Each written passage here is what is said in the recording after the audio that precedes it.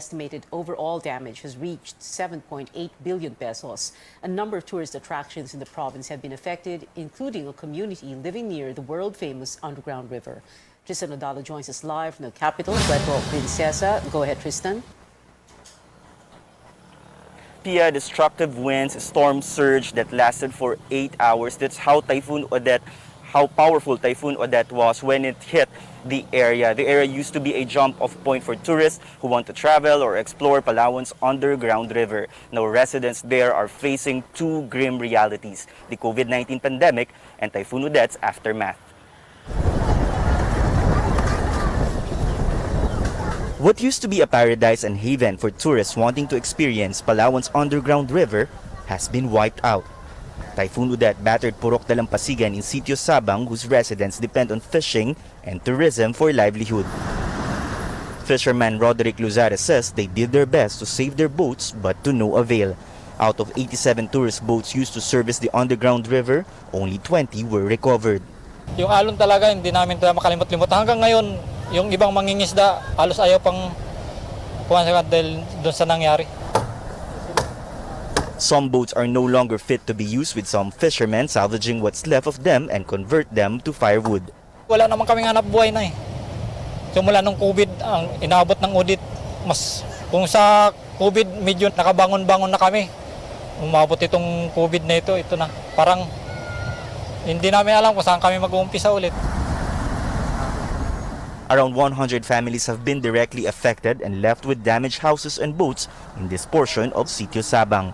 They complain about the lack of aid coming into their community. Aside from relief goods, they also appeal for materials to repair their boats and save their livelihood. 1990 po ako ditong dumating ng Sabang. So ngayon ko lang po naramdaman yung hinagpis ng kalikasan sa amin ng Sitio Sabang. Marami po talaga. Hindi lang po marami, kundi total po talaga kami ditong naapektuhan. Zero talaga, sir, as in zero. Kasi hindi makapaghanap buhay. Ang kailangan namin, maitayo na namin ang aming mga bahay. Mabigyan sana kami ng pangbiling yero. Luscious trees in nearby mountains, which also used to be a tourist attraction, were all uprooted by the storm. Residents from Sitio Sabang also tell CNN Philippines that they used to earn at least 1,000 pesos on a daily basis from tourism activities. Then they shifted to full-time fishing when the COVID-19 crisis happened. But after Typhoon Odette and with all their boats gone, now they're at a loss on how they can rebuild from this terrible tragedy. Back to you, Pia. Tristan, what are the local government's plans to help them rebuild their homes? Pia, what we know so far is that the provincial government is now distributing at least 5,000 pesos cash assistance to residents affected by Typhoon Odette. But this has yet to reach the residents of Sitio Sabang. That is why they are appealing for help to private individuals or private groups, especially those who have visited the underground river in the past. And speaking of the underground river, we have yet to receive any update from city officials or provincial officials on the damage or possible assessment of the underground river, which is also a UNESCO World Heritage Site. Back to you. Tristan Odalo there reporting from Puerto Princesa in Palawan. From one famous tourist spot to another, this time the surfing island of Siargao in Surigao del Norte, many business establishments once bustling with tourists now reduced to rubble. As Chrissy Di Matulak tells us, some believe it may take more than just a year before locals can get back on their feet. When warned of a strong typhoon coming, some residents and business owners admit they did not heed the call. From their experience, residents say storms come and go in the island. But all of that changed when on the morning of December 16th, the winds only got stronger and trees were starting to kiss the sand. At the beginning, we were not scared. We thought like it's like normal typhoon because we've been living here for the last 5 years.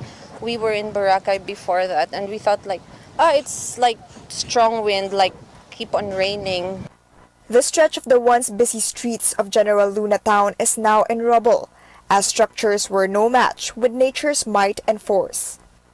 According to business owners like Ron Manalo, the typhoon could not come at a worse time. It came just when the island's tourism is starting to bounce back from the pandemic. Para siyang two-punch combination, yung jab tsaka straight. So si pandemic, it's been for a while now. And then, eto ngang si Odette. So, I think, mga a year or so, yun ang, tsaka lang makakabalik ang Siargao. Popular tourist destinations are in shambles.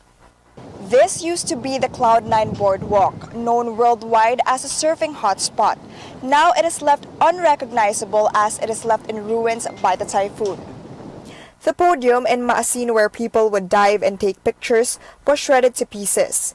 The surrounding trees have fallen. The famous coconut farm, which looked like a painting when standing from a hill, was left decimated. It will take time for these landmarks to recover, but people say team spirit in the island is so strong it will overcome any trial. I'm very proud of everyone. I know this is a tough time and this was very unexpected. But seeing everyone, coming together and helping each other out, mapa-local man or the foreign locals who are here, nakakataba talaga siya ng puso seeing everyone, helping.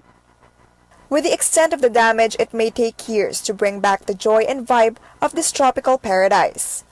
People say this experience has taught them to take preventive evacuations more seriously, especially since nature's wrath is proven to be unpredictable.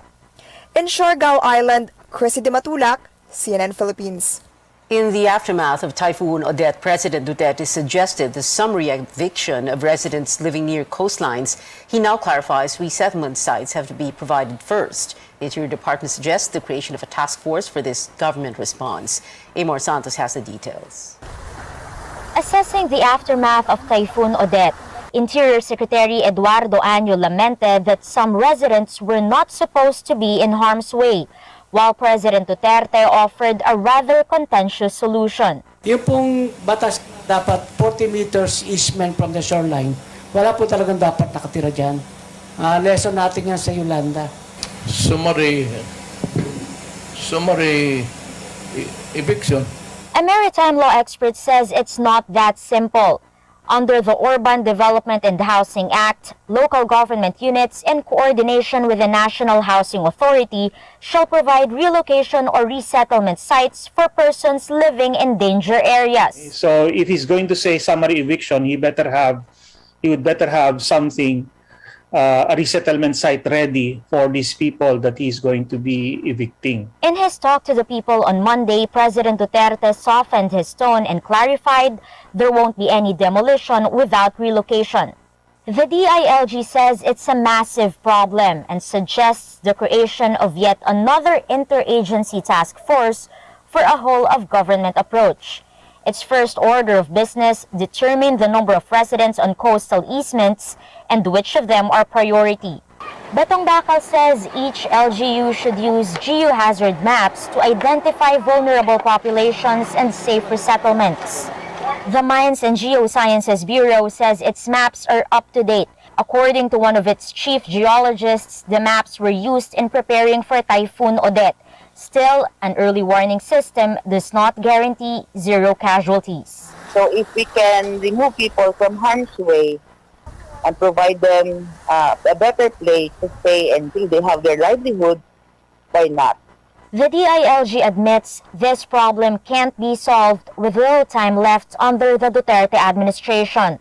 Batong Bakal says it should be on top of agenda of the next president. We've known for years that we will be experiencing more extreme weather events. So there's no excuse to be still unprepared.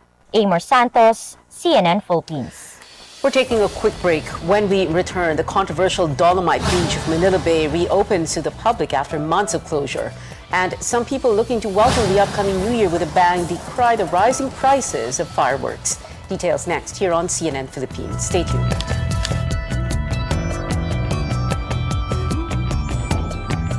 Welcome.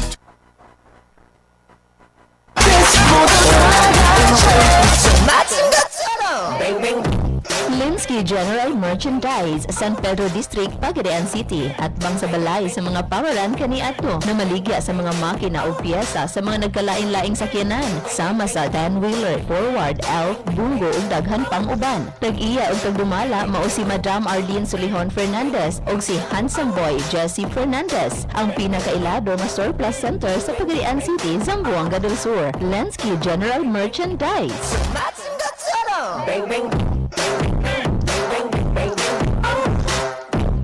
Libre ko San Miguel Beer, basta akin ng Tansan. Tansan? Sa San Miguel Oktoberfest Instant GCash Panalo Promo, ulan ng up to 100 million pesos in GCash prizes. Buy any San Miguel Beer, hanapin ang code sa crown. Kung meron, panalo ka! Iscan ang QR code sa mga posters at Facebook. I-type ang code and win! Sali na! Available in areas where allowed. See posters for full details. Promo runs from September 1 to December 31, 2021. Per DOH FDA CFR permit number 0424 series of 2021. Drink responsibly. Tandaan, laging i-check ang ilalim ng tansan kung may winning code. Drink responsibly. Ringo Honasan po. Sa pagbangon ng mga Pilipino, saludo ako sa mga taong patuloy na humaharap sa hamon ng pagbabago. Bilang sundalo, tinataya ko ang aking buhay para sa ating kapayapaan. Sa panahon ng pandemya, kami ang patuloy na humaharap sa frontline 24 oras. Kaming mga guro ang gumagabay sa edukasyon ng mga kabataan. Sa panahon ng krisis, ikaw, ako, magtulungan tayo. Ringo Honasan po. Saludo ako sa Pilipino. Loren Legarda po. 18 years akong senador at nagsulong ng mga batas na nakakatulong sa mga nangangailangan. Free college education law. Para sa aming edukasyon. MSME law. Batas para sa aming kabuhayan. Climate Change Act. Mga batas para sa kalikasan at climate change. Mga batas na ginawa ko na napapakinabangan ngayon. Sana makatulong pa ako sa mas marami. Loren Legarda. This is a paid advertisement.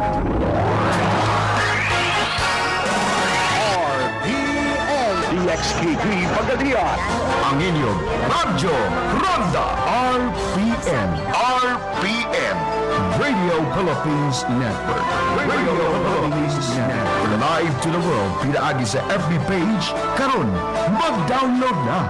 Pinaagi sa Google Play o Apple Store, YouTube o Twitter. Alang sa mas ipakuskan ng mga balita, komentaryo, kasayuran o kalingawan. Ang mas ipakuskan ng inyong Radyo Ronda. Kapisanan ng mga broadcaster ng Pilipinas. The superhero adventure has hauled in a colossal $1 billion worldwide, the first film to do that in the pandemic era. In Hollywood, I'm Douglas Huck.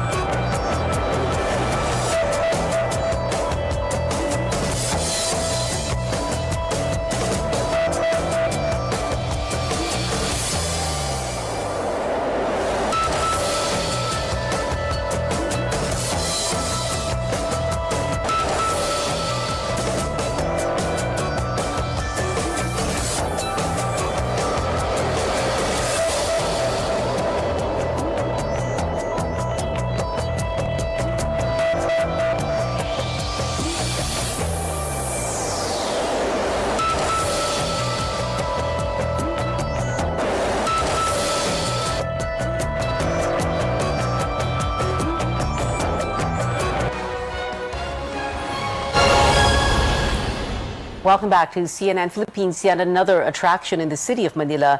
The Dolomite Beach in Manila Bay reopens today, but you need to register online before you can take a stroll on the artificial white sand beach. Our Stanley Gajeta shows us the way. The weather is fine and the sea breezes perfectly over Manila Bay. This is how people describe the ambience after experiencing the Dolomite Beach as it reopens after months of closure. Last October, a crowd of more than 100,000 visited the controversial Dolomite Beach. That's why the management decided to temporarily close the area. While they said earlier it would reopen to the public next year, they decided to reopen this holiday season. Specifically, we want public to enjoy the holiday season, and nagkataon na itong ideal time, 28 up to 29. We considered everything, especially yung mga protocols natin and as far as pandemic is concerned. Days before the New Year, the Dolomite Beach here in Manila Bay reopens, but compared to previous months, the number of visitors coming in the beach is now controlled. Despite the threat of the new Omicron variant of COVID-19, people still want to visit this 140-meter-long beach. Visitors love sightseeing and taking of pictures with their loved ones here. Most of them will return to work by early January. Narinig lang namin yung sa kasama ay yung sa katabi ng bayan na nagja-jogging, naka-open daw ngayon. Tumakbo kagad kami. Iba talaga yung makakapasok ka, di ba? Medyo ma-enjoy mo talaga ang sarili mo. This visitor from Tarlac decided to see the beach first before meeting her friend. Noon pa may mga nagpupunta ng tao dito, sabi ko sa mister ko, minsan pasyalan natin.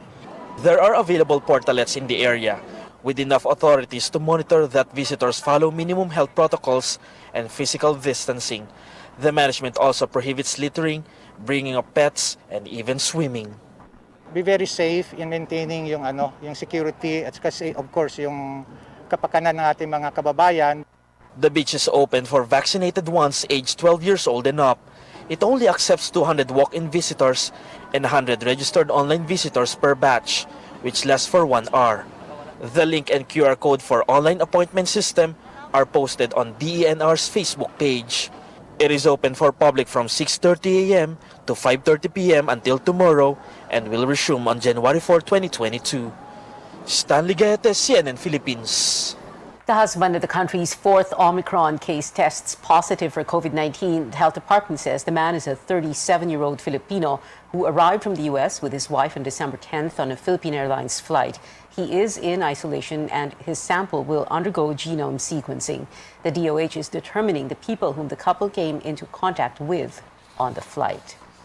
State insurer PhilHealth calls on private hospitals to reconsider their plan to conduct what they call a PhilHealth holiday.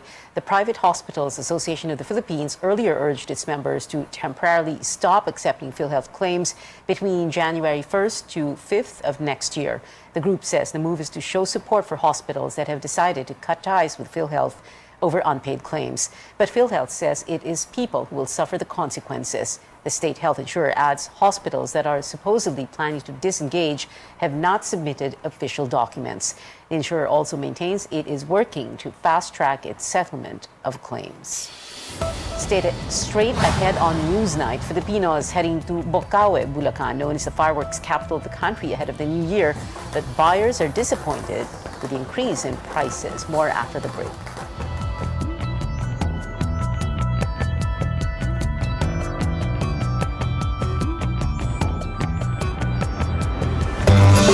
Loren Legarda po.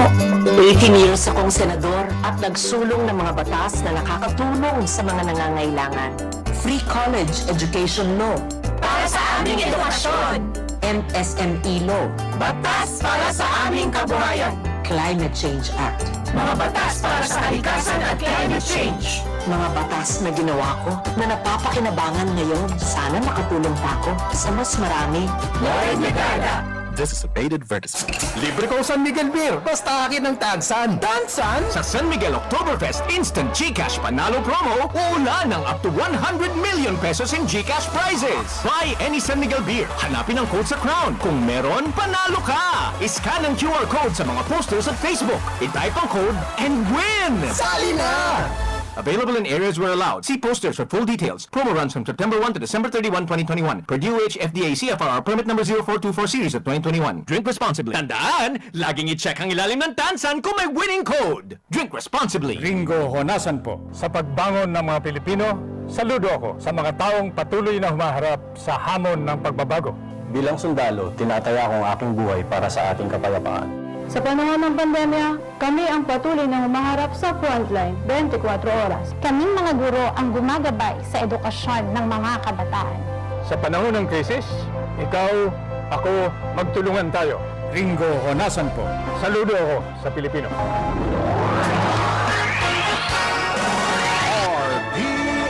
DXKP Pagadian, ang inyong Radyo Ronda RPN. Radio Philippines Network.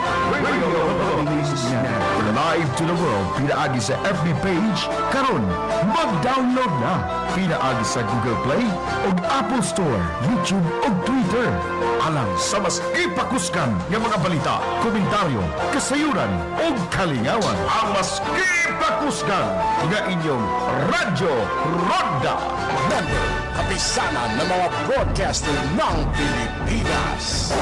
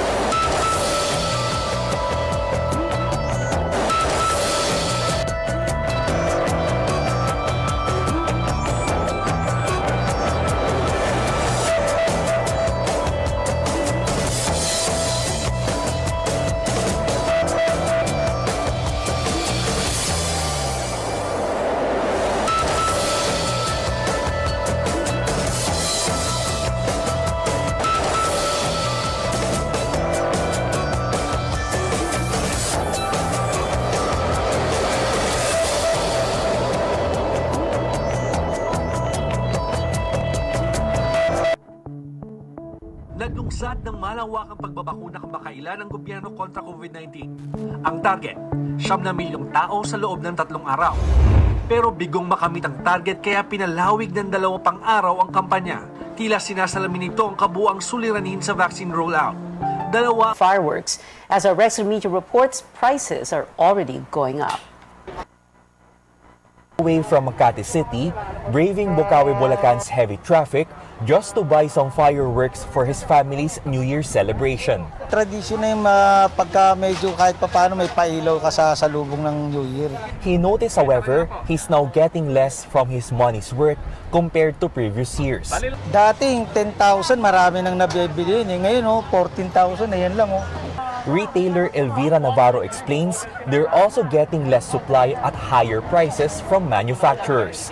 She says raw materials from abroad are not enough. They have no choice but to also jack up their prices. Dapat may tubo ka kahit papano. Kasi siyempre may inupahan ka, may tao ka. Elvira says they're missing the opportunity now that more people are buying fireworks after last year's muted revelry. Lungkot nung nakarang year. Ngayon, medyo okay na. Medyo malaya na. Authorities, meanwhile, are seeing another challenge, the presence of uncertified fireworks. During their inspection in Bukawi, 6 stalls were caught selling uncertified fireworks products. They sealed and confiscated the items. The retailers and manufacturers also have to explain to the DTI. It could be that it was manufactured by a manufacturer that does not have a license. Or, even if the manufacturer has a license, that product which we have confiscated, sealed and confiscated, is not included in the license. If you're buying some fireworks, make sure there's a PS mark or the Philippine Standard Quality and Safety mark. This is important to make sure the product you're getting is safe and legal. Trade Department officials also monitor groceries to check prices of medianoche items. She says pasta, mayonnaise, cheese, among others, are still within their suggested retail prices. They notice, however, that there's almost no supply of ham and queso de bola in this supermarket in Caloocan City. Officials say this might mean retailers are not expecting this much demand from consumers, a sign that more people want to move on from the pandemic and celebrate the coming year. Rex Remitio, CNN Philippines. And before we go, the Cape Crusader is back in this new trailer for The Batman starring Robert Pattinson. Fans of Catwoman bound to get excited too. The new teaser highlights Batman's relationship with Selina Kyle, played by Zoe Kravitz. You also catch a glimpse of the Riddler and his cryptic messages. Take a look. It can be cruel, poetic, or blind. But when it's denied, it's your violence you may find. Justice. The answer's justice. Come on, vengeance. Let's get into some trouble.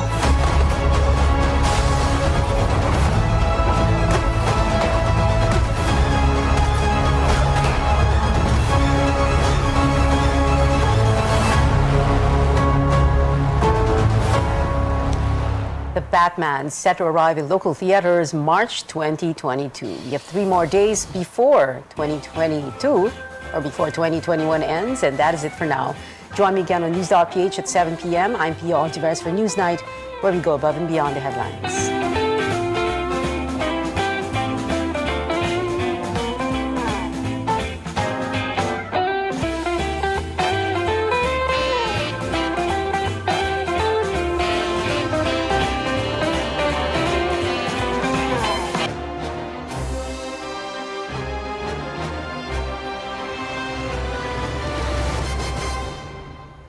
He once served as councilor of the City of Manila and led the Presidential Anti-Corruption Commission. He ran for senator in 2013 and 2016 but lost. Now, Greco Belgica is having a third shot at it. Joining us live for an up-close conversation, senatorial aspirant Greco Belgica. Greco, thank you so much for joining us. Your father was the PDDS party's original presidential candidate, substituted by Senator Bong Go, and now has withdrawn from the race. Are you disappointed that Senator Go is no longer running for president? Well, the announcement, of course, surprised us. It was not part of, although we were expecting something, a decision, we were expecting it to be to turn the other way around. However, things happen as it is, and we as a party are set to sit down, talk about it, together with our principals, our leaders, President Duterte and Senator Bongo, to determine the next steps for our party. Dahil Senator Bongo, saying that he will be withdrawing, will affect, of course, the campaign. So we have to, we have to determine our next steps. So what is the next step? Who will the PDDS now support and endorse for president? Yeah, that's exactly the main agenda of the meeting. So I rushed back to Manila. I was at the north organizing our party. But then because of these things that happened, we have to come back and sit down and seek audience and a meeting with President Duterte and Senator Bongo, anytime soon. So, yeah, the party has to... Greco? Oh, I'm sorry. I mean, the party has to talk about it as a party. Okay. So, will PDDS endorse the candidate that President Duterte and Senator Bongo will endorse, or could PDDS go its own route, could endorse another candidate? No, definitely not. The PDDS is the President and Senator Bongo's party. It was organized to pursue the aspirations of the President, right, even after his term has end. So, of course, yung sasabihin niya po ay maging importante sa tatahakin ng PDDS, who is still supporting and is still giving his 100% support to the President and Senator Bongo. All right, Greco, let's take a look at your mandate in government over the past few years. As former Presidential Anti-Corruption Commission Chair, how many government officials have been relieved of their duties and cases filed against them due to corruption? Cases have been filed. 154 cases has been filed against high-ranking government officials. Over 1,000 cases has been investigated, and 30,000 reports and complaints has been acted upon by the PACC. The PACC has only jurisdiction over presidential appointees when reports against corruption extends up to the barangay and elected officials. So that made it very, very difficult for us to act. Act on most cases, especially those that did not belong to our jurisdiction. We had to endorse this and seek support from other agencies. And these are one of the major reforms that we would like to bring into the Senate, is to expand jurisdiction, give more power, propose anti-corruption police force that will strengthen the anti-corruption campaign of the president or of the country. The PACC has only very limited power because its power only stemmed from the powers of the president. Right. So, but just the same, all this work and the anti-corruption campaign that was led by the president, implemented by the PACC, produced fear in the hearts of all government officials, whether it is appointed or elected within our jurisdiction or not, to get into corruption. There is still corruption, don't get me wrong. However, it is not as bad as it was before. Kung baga ko ngayon, tagong-tago. But of course, the president is the most powerful person in the country. So you also have extra powers to basically put people behind bars, Greco. And when we posted on social media that you were our guest, there were comments that you were just a small fry catcher, and the PACC's initiatives are just lip service, all just talk and no action. What do you have to say to this? Well, those are not true dahil records will bear for us, Ang mga inimbestigahan po namin are not small fry. They were secretaries, undersecretaries, assistant secretaries. Those people that the president would read would mostly be PACC results. Hindi namin kayang magpakulong dahil hindi po kami korte. We are authorized to recommend to the president and endorse or file cases with the ombudsman after we have investigated the case. Yun po ang pinakamalaking problema dito sa justice system natin. Pagkatapos naming imbestigahan, ipapasa namin sa ombudsman para imbestigahan ulit yung imbestigahan na namin. Tapos ipapasa na naman nila sa sandigan para imbestigahan ulit yung imbestigahan namin dalawa.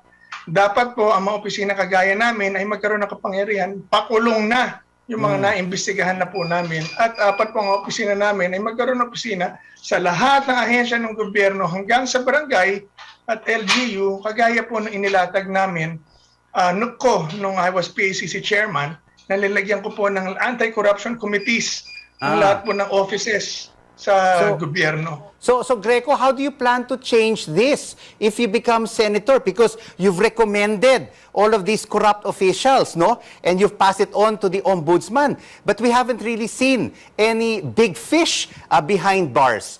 What will you do if you were senator to change this system? You can do it through law, no po. Nakaset up po pong structure dyan, like the Office of the Ombudsman. So through the Senate, then you can propose laws and strengthen offices like the PACC. We have jailed through entrapment, working together with the NBI and the Philippine National Police, 24 government officials.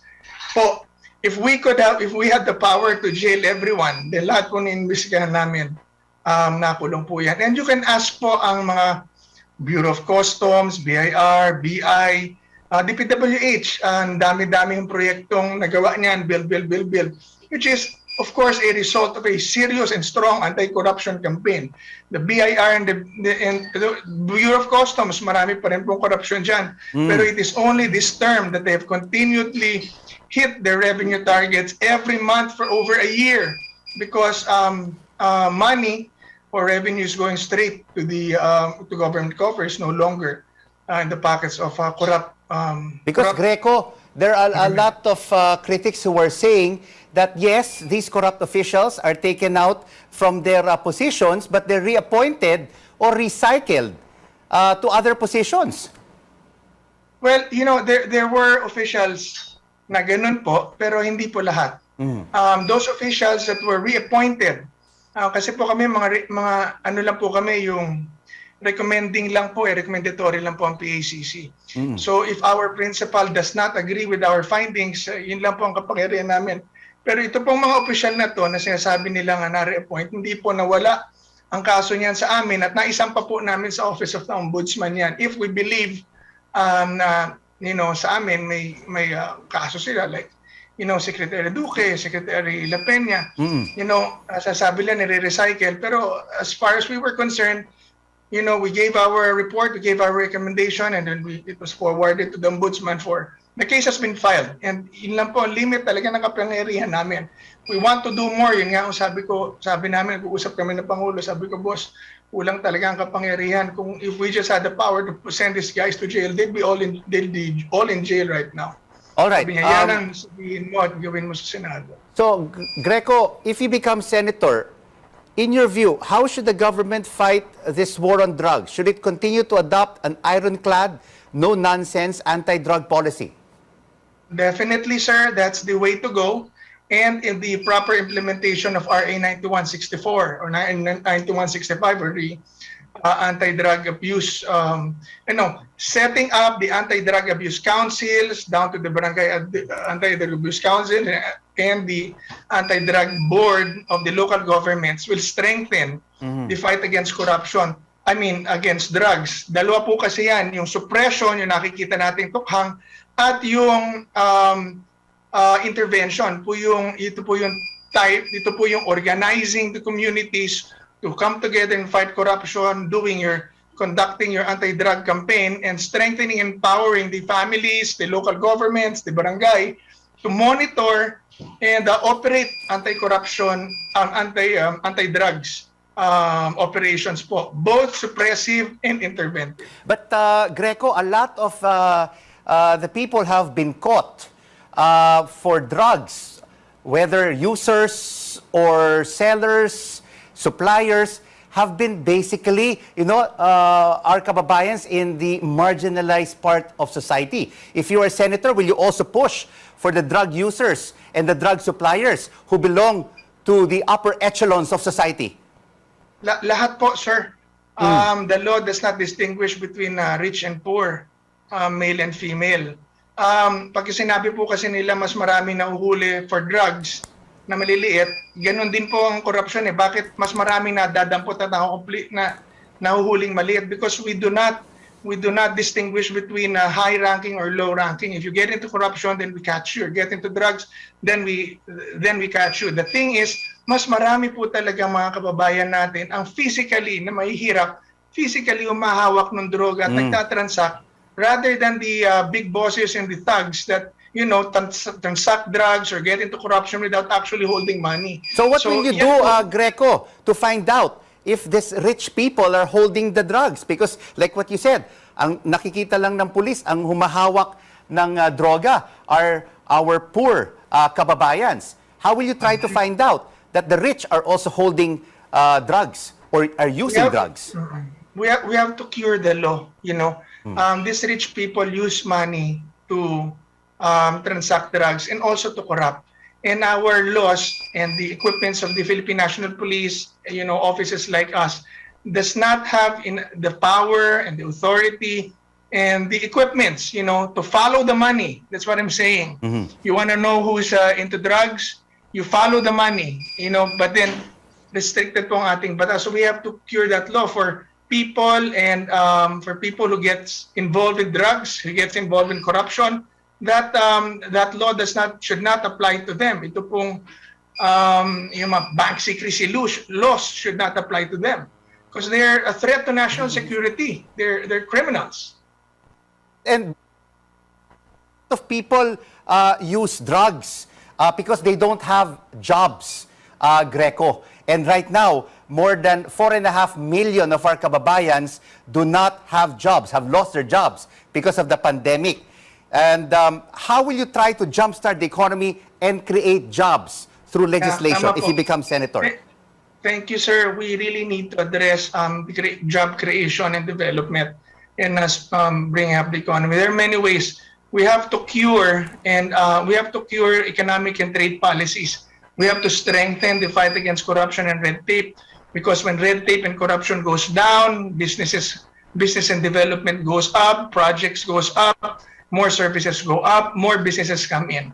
Number two, when I was in Berkeley I was studying in Berkeley, the Venture Capital Fund was a very famous system in the United States that put in money for businesses to invest in entrepreneurship, to invest in medium and small medium businesses. We can bring that here if we can simplify and consolidate and digitize, properly implement the ARTA law, strengthen the ARTA law, strengthen the anti-corruption fight. These businesses and these funds will be available para po bumalik ang negosyo, bumalik ang trabaho ng tao. And thirdly, we have to work on our taxes. I've been talking about this from 2013. The 10% flat tax will lower down tax rate and simplify it, bring more revenue for people and more revenue for government. So these are some of the economic and trade policies that I wish, if God allows, took me to bring to the Senate. All right, Greco, we will have to take the short break and we will continue this up-close conversation with you. And also up ahead, an explosion at Mount Pinatubo. We'll have the details next. And President Duterte commemorates Bonifacio Day for the second and last time in his 6-year term.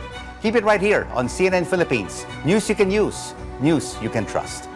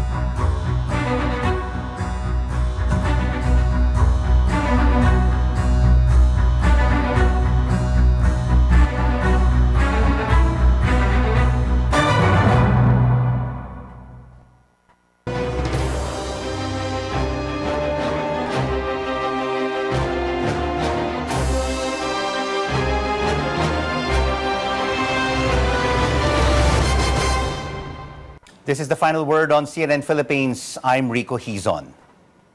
Still with us tonight for an up-close conversation, senatorial aspirant Greco Belhica. Greco, for this particular portion, you'll only have to answer me with a yes or a no. No explanations. Let's start off. Do you favor easier public access to the SALN of the President, Vice President, and members of Congress? Yes. Do you support lifting foreign ownership limits in the Constitution? Yes. Do you favor the reimposition of the death penalty for drug-related crimes? Yes, for all heinous crimes, including corruption. Do you favor resuming peace talks with the communist rebels? Yes, for all Filipinos, yes. Should a sitting president be allowed to run for the Senate? Yes. Should the country be more aggressive in protecting its maritime interests in the West Philippine Sea? Yes. And finally, Greco, your final word on why our kababayan should elect you to the Senate. You have 30 seconds. Sa atin pong mga kababayan, una-una, vote wisely, know your candidates. Alamin niyo po ang kanilang nakaraan, alam na niyo po ang kanilang nagawa na, kanilang track record at kanilang pong plano. The future is in your hand. Ako po, I've been in government service for 20 years and I will bring a stronger anti-corruption campaign in the Senate and make sure na lahat ng iniimbestigahan natin ay napukulong at napaparusahan. At kung pagpapalain ng Diyos, ibabalik po natin ang parusang kamatayan sa karumal-dumal na krimen at korupsyon. Maraming salamat po. Senatorial aspirant Greco Belhica, thank you so much for joining us on Up Close.